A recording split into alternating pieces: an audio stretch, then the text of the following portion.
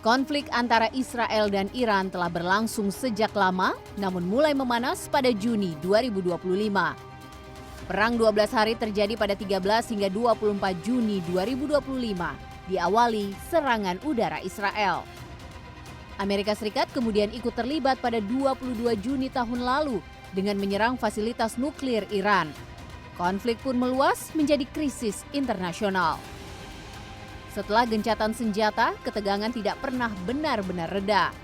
Negosiasi nuklir gagal dan Amerika meningkatkan kekuatan militer di Timur Tengah. Babak baru dimulai pada 28 Februari 2026.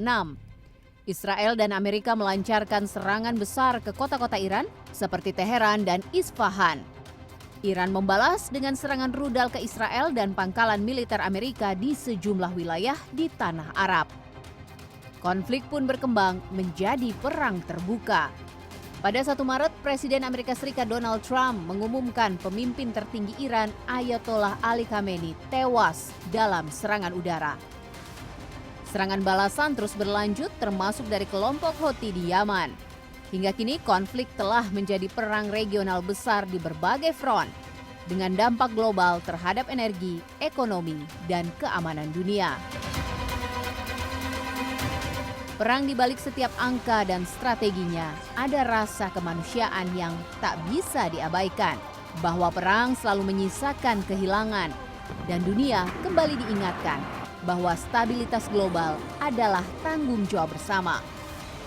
Parlemen di Senayan ikut bersuara lantang bahwa Indonesia tidak hanya menjadi penonton, tetapi bagian dari upaya menjaga keseimbangan dunia.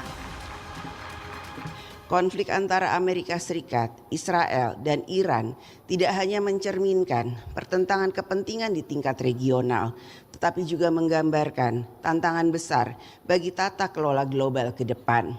Situasi ini menegaskan kembali pentingnya penguatan hukum internasional, peran lembaga internasional dalam menjaga perdamaian, keadilan, stabilitas dunia, serta hak negara dalam mempertahankan kedaulatannya. Atas nama pimpinan dan anggota Dewan Perwakilan Rakyat Indonesia, kami menyampaikan duka cita yang mendalam atas wafatnya Yang Mulia Ayatullah Ali Khamenei, pimpinan tertinggi Republik Islam Iran.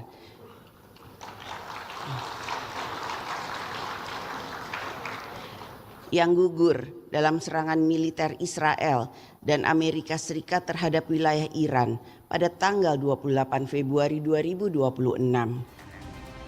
Pernyataan itu bukan sekedar diplomasi, melainkan cermin sikap bangsa yang sejak awal berdiri menjunjung tinggi perdamaian. Indonesia sebagai negara yang menjunjung tinggi prinsip kemerdekaan, perdamaian abadi, dan keadilan sosial, menyampaikan simpati yang mendalam kepada seluruh rakyat Iran yang tengah menghadapi masa sulit ini.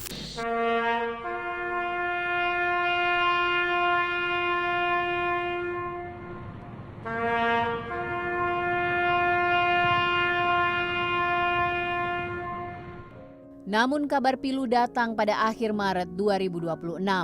3 prajurit TNI yang bertugas sebagai pasukan tentara perdamaian untuk PBB, United Nations Interim Force in Lebanon atau UNIFIL, tewas akibat tembakan tank Israel dalam satu insiden dan akibat bom rakitan dalam insiden lainnya. Mereka adalah Mayor Infantri Zulmi Aditya Iskandar, Serka Muhammad Nur Ihwan, dan Kopda Fariza Ramadan. Mereka adalah sosok anak, suami, dan ayah yang harus kembali ke tanah air untuk dimakamkan. Gugurnya 3 prajurit TNI tersebut adalah luka bagi seluruh bangsa di Nusantara. Kecaman keras dari suara-suara anggota DPR di Parlemen Senayan ikut menuntut kepastian bahwa keadilan harus ditegakkan. Ya tentunya harus ada investigasi mendalam karena ini kan berkaitan dengan keadilan kepada keluarga prajurit ya. Ini serangannya itu dari mana, siapa yang menyerang, titiknya itu mau nyerang ke mana hingga akhirnya ada kehormatan itu tidak boleh juga kita raih untuk sambil atau berpotensi mengorbankan tentara kita. Oleh karena itu, yang jaminan yang kita minta itu adalah bagaimana PBB merumuskan ulang bagaimana konsep pengamanannya, sekaligus juga bagaimana rule of engagement-nya itu diatur sedemikian rupa sehingga menjamin keamanan. Sudah protesnya kita udah keras banget. Bagaimana duta besar kita di PBB, Pak Umar Hadi, kemudian bagaimana Kementerian Luar Negeri kita, bahkan Presiden Prabowo juga sudah menyampaikan secara langsung. Dan ini adalah salah satu protes kita yang paling keras. Kami tentu mengutuk keras atas terjadinya serangan ini. Serangan terhadap pasukan perdamaian itu sama sekali tidak bisa dibenarkan. Ini merupakan pelanggaran berat atas hukum humaniter internasional dan juga pelanggaran berat atas charter PBB.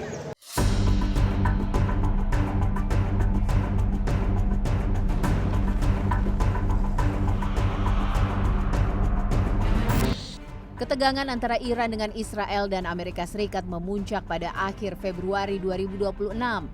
Serangan menargetkan fasilitas militer dan energi Iran. Iran pun membalas dengan rudal serta drone. Pada 1 Maret 2026, Iran resmi menutup Selat Hormuz. Jalur penting energi dunia ini langsung terdampak.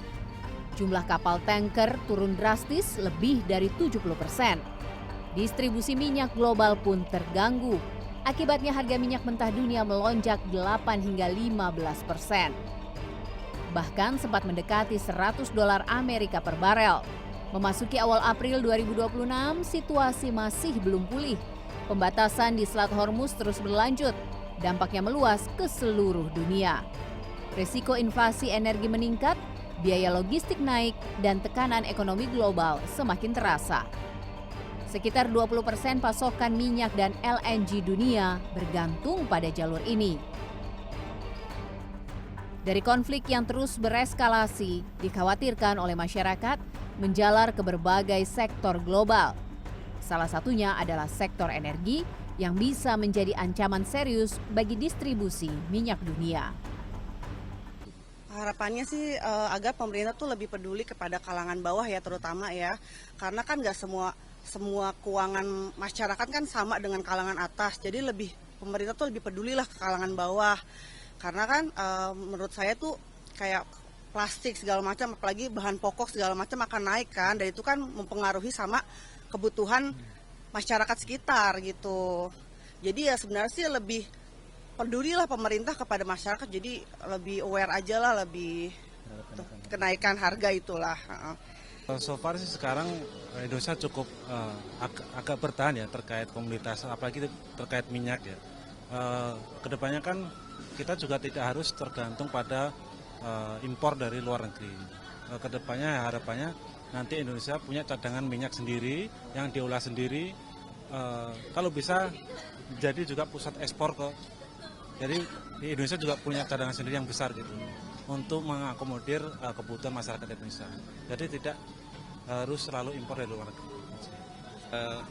Sebaiknya pemerintah tuh jangan salah ambil langkah ya. Lebih baik itu mengambil langkah yang menguntungkan bagi masyarakatnya. Karena kan kemarin aja baru isu kenaikan BBM aja udah membuat masyarakat panik seperti itu. Jadi apalagi beneran naik nih, bisa jadi kedepannya itu akan lebih kacau lagi seperti itu sih menurut saya. Jadi harapannya kalau keputusan yang diambil tuh lebih menguntungkan masyarakat aja seperti itu menurut saya sih. Ya cukup khawatir sih ya. Saya sebagai warga biasa itu ngelihat perkembangannya juga negosiasinya belum tercapai. Mungkin dari segi ekonomi ya yang paling khawatir, terutama ditakutkan kenaikan BBM kan bisa berpengaruh ke semua sektor ekonomi. Nanti bisa harga pangan naik, semuanya naik lah. Itu yang kita khawatirkan dari masyarakat.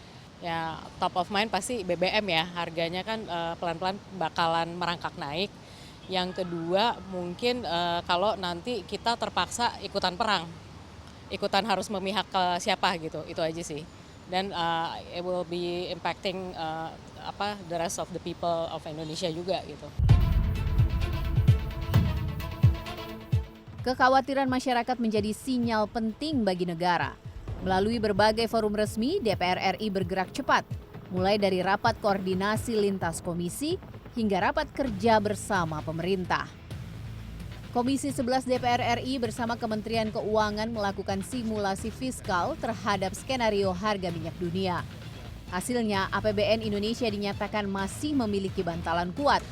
Subsidi energi tetap dijaga dan harga BBM dipastikan tidak naik dalam waktu dekat. Saya ingin memastikan lagi nih Pak, ini apa yang Bapak sampaikan terakhir ini sangat penting ini untuk diketahui masyarakat Pak. Bahwa exercise harga BBM di 80, 90 dan 100 pun negara sudah siap Pak ya? Sudah siap. Yang kemarin diumumkan itu dengan asumsi 100, jadi kita sudah siap kalau sampai sana. Ya. Kita sudah siap sampai akhir tahun? Sampai akhir tahun. Nah ini yang harus masyarakat tahu Pak. Bahwa pemerintah siap untuk tidak menaikkan sampai di akhir tahun. Iya Pak, kami siap tidak menaikkan sampai akhir tahun untuk BBM bersubsidi ya Pak ya. Sempat muncul kekhawatiran antrean panjang di SPBU menjadi potret kegelisahan publik. Namun pihak DPR segera merespon, mengimbau masyarakat untuk tenang. Karena di tengah krisis, kepanikan justru bisa memperburuk keadaan. Sehingga kami monitor hari ini terjadi beberapa antrian di beberapa daerah di pom-pom bensin.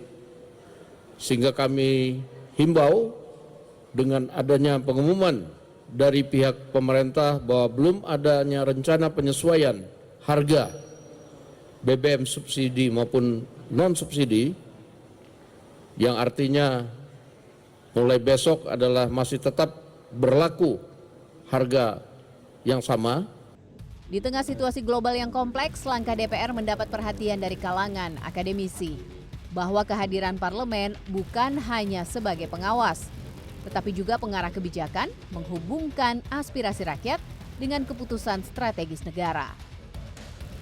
DPR dan saya melihat aspirasi dari rakyat disampaikan di forum-forum di mana DPR bertemu dengan pemerintah dan mendorong agar pemerintah melakukan langkah-langkah, pertama mengidentifikasi apa saja resikonya, dan kedua bagaimana solusi terhadap resiko itu, dan yang ketiga yang paling penting adalah bagaimana menerjemahkan solusi resiko itu ke dalam kebijakan-kebijakan.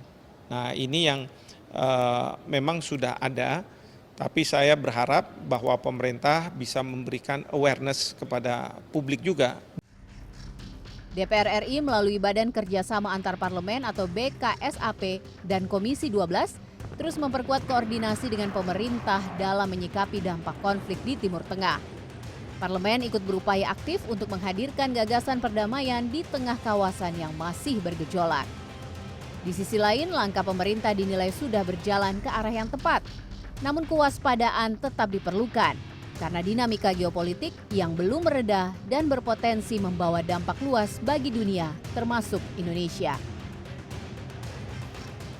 Bagaimana menciptakan perdamaian di Timur Tengah, kondisi Iran dan juga di beberapa wilayah yang masih konflik, karena perang itu adalah perintah undang-undang untuk kita selesaikan gitu, bahwa menciptakan perdamaian. Jadi saya harap bahwa Parlemen Indonesia bisa sangat aktif dan juga dikatakan agresif di dalam membawa konsep perdamaian yang kita yakini di dunia ini. Jadi saya kira apa yang dilakukan oleh pemerintah ini saat ini sudah cukup baik, tetapi tetap kita harus waspada karena kita tidak tahu sampai kapan kondisi geopolitik ini tetap akan panas di Timur Tengah, karena ini akan berdampak terhadap seluruh dunia, tidak hanya pada Indonesia saja.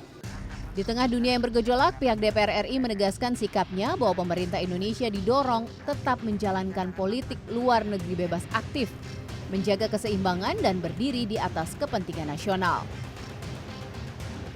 DPR RI mendesak Perserikatan Bangsa-Bangsa untuk mengambil peran serta bertindak dalam menjaga penghormatan terhadap hukum internasional, perlindungan terhadap masyarakat sipil, serta komitmen bersama menjaga perdamaian dan stabilitas global. DPR RI juga menegaskan bahwa pemerintah Republik Indonesia harus terus menjalankan politik luar negeri bebas aktif dalam menjaga kepentingan nasional secara bijaksana, konsisten, dan konstruktif dalam merespon dinamika geopolitik global yang berkembang.